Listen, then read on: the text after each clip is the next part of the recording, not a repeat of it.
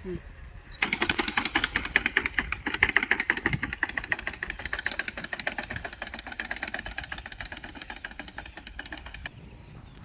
नमस्कार शेतकरी बंधूंनो, आज तुम्ही पाठीमागं बघू राहिले की आपण जी सोयाबीन लागवड करतोय ती रेग्युलर लागवड नसून, पेरणी यंत्रणा किंवा टिपणीवरती लागवड नसून ही लागवड आपण टोकन पद्धतीने करत आहे. आणि याच्यामध्ये तुम्ही बघू शकता की ह्या लाईनी पाडलेल्या आपण बेड पाडलेले आहे. याच्यामध्ये एका बेडवरती फक्त 2 लाईनी आहे.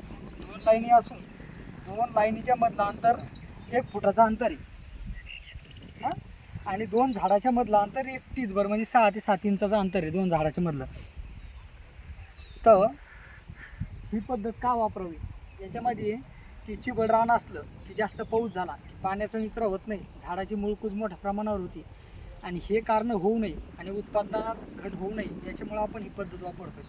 दरवर्षी ही पद्धत वापरल्यानं शेतकऱ्याचा फायदा असा होतो की उत्पादन वाढीमध्ये फरक पडतो, तसेच बियाण्याची लागत कमी होते आणि जे झाडाला पोषक वातावरण होतं भेटते ते महत्त्वाचं आहे. कारण की झाडाची संख्या कमी असली तेवढं उत्पादनात भर पडते आणि जेवढी झाडाची संख्या दाट तेवढं उत्पादन ढासळतं. मग त्यामध्ये नत्राचं गरज भासणे, तसेच अन्नद्रव्याची कमतरता भासणे हे लक्षणं नंतर दिसून येते.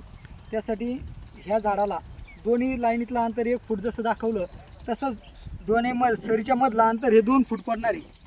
हे 2 फूट पडलं की याच्यामधून झाडाला मोकळी खेळती हवा भेटते आणि फुलधारण क्षमतेमध्ये फुलगळ होण्याच्या प्रमाणात एकदम नगण्य प्रमाणात हे होते, मदत होते.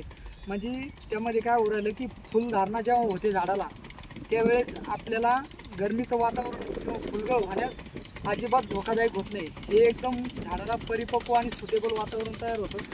बियाण्याची बचत होते. बियाणे एकरी बियाणं याला लागतं 10 ते 12 किलो एकरी बियाणं लागतं आणि सरासरी आपण जेव्हा ट्रॅक्टरनं किंवा टिपणीनं पेरतो त्यावेळेस 25 ते 27 किंवा 30 किलो एकरी बियाणं लागवडीला लागतं.